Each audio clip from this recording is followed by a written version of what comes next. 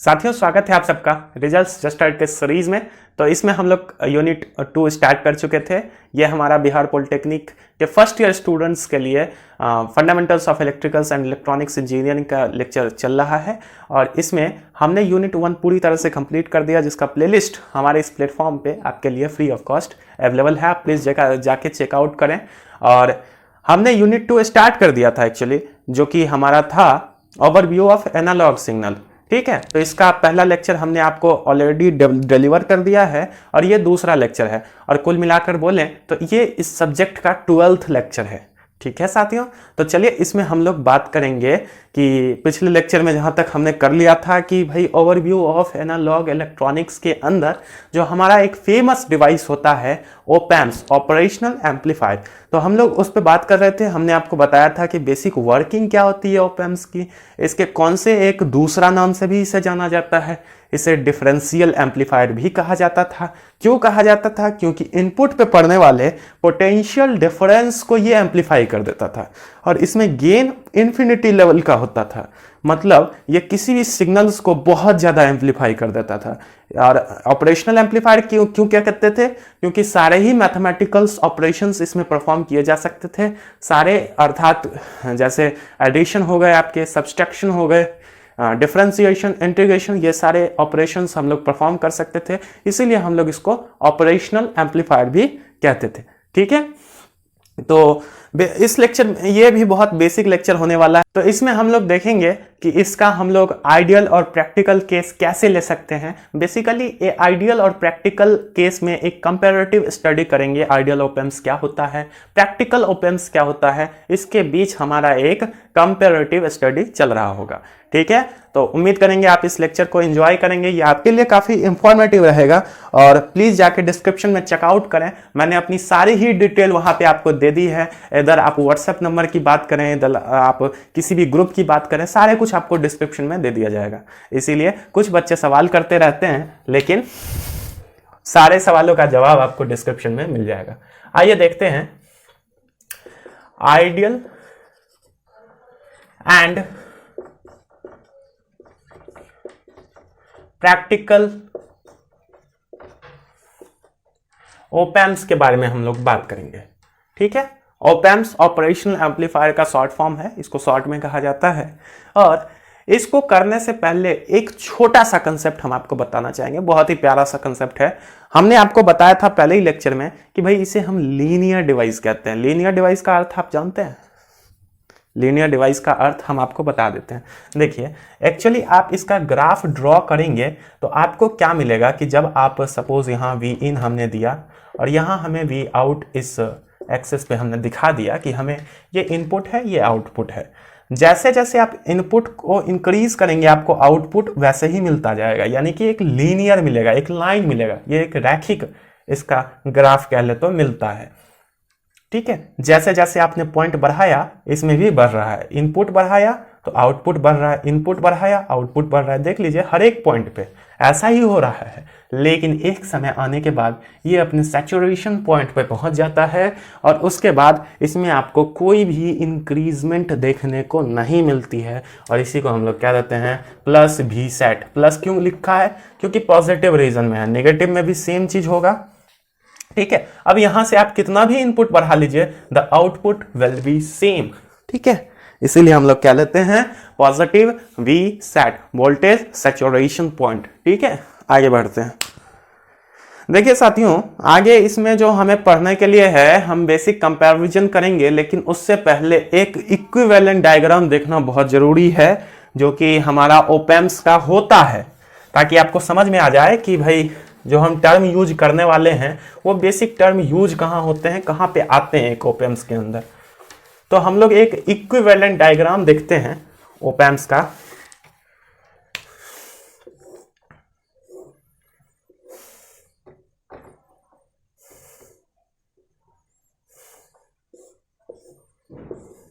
हमने आपको समझाया था कि देखिए ये इनपुट टर्मिनल है, ये आउटपुट टर्मिनल है, इसके हमने आपको नाम भी बताए थे।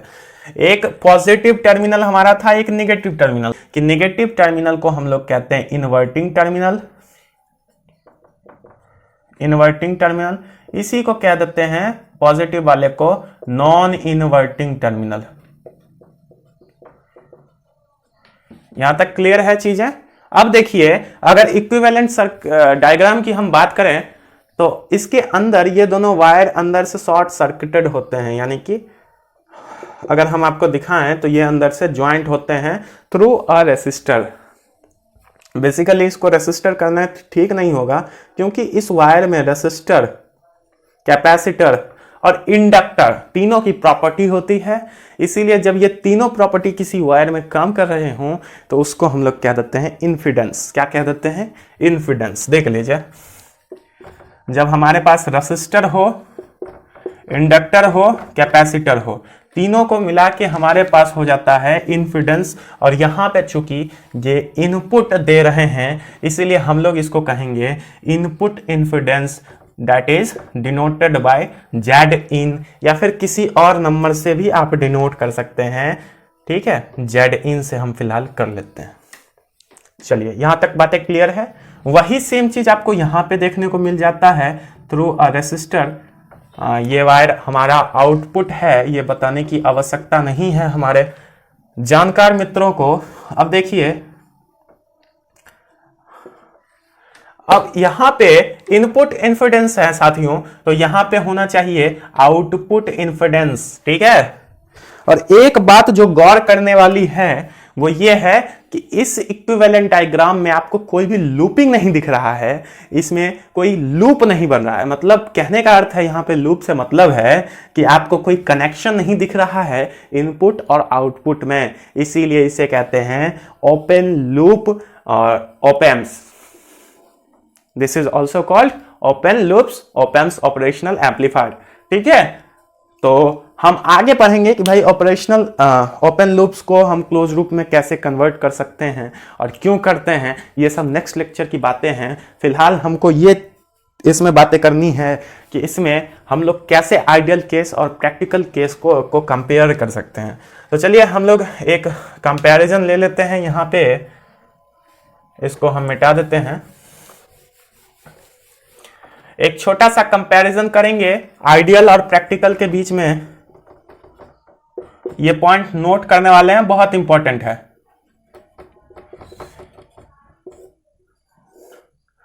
अब देख लीजिए साथियों, यहां पे कुछ हम पॉइंट्स लिखेंगे और वहां पे हम लिखेंगे कि आइडियल में क्या केस होता है और प्रैक्टिकल में हमें क्या देखने को मिलता है।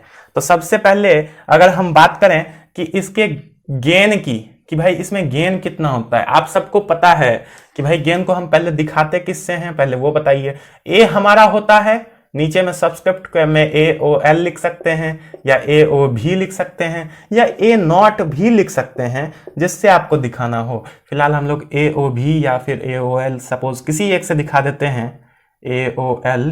ठीक है, आइडियल में बात करें तो आपको पता है कि आइडियल में पढ़ा जाता है कि भाई ये इन्फिनिटी होती है, कितनी, इन्फिनिटी। वही प्रैक्टिकल में बात करें तो एक फाइनाइट नंबर होता है, वो नंबर हमने आपको पहले ही लेक्चर से बताया है, वो number 10 to the power 5 to 10 to the power 6 very कर सकता है।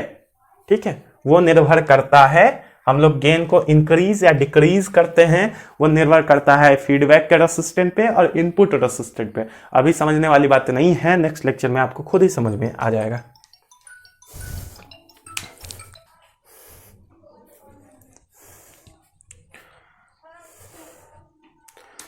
तो यहां पे आपको समझ में आ गया कि भाई इसमें हम लोग AOL से दिखाते हैं। भाई आइडियल केस की बात करें तो इन्फिनिटी हो जाती है, प्रैक्टिकल केस में एक फाइनाइट वैल्यू मिलता है, वैल्यू भी हमने मेंशन कर दी है।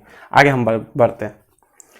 अब अगर इनपुट इन्फिडेंस की बात करें, दैट इज जेड इन, तो यहां पे हम आपको एक बात बताना चाहेंगे। देखिए, करंट को अंदर जाने से रोकना है तो रेसिस्टेंट को इंक्रीज कर दो। क्या कर दो, रेसिस्टेंट को इंक्रीज कर दो, तो इसकी भी वैल्यू आपको इन्फिनिटी मिल जाती है। लेकिन अगेन यहाँ पे एक फाइनाइट वैल्यू मिलती है, वो आपसे पूछा नहीं जाएगा।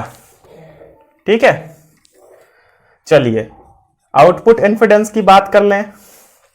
आउटपुट इन्फिडेंस का क्या केस रहता है, यहां पे आपको 0 मिल जाता है क्योंकि आउटपुट चाहिए ना जी।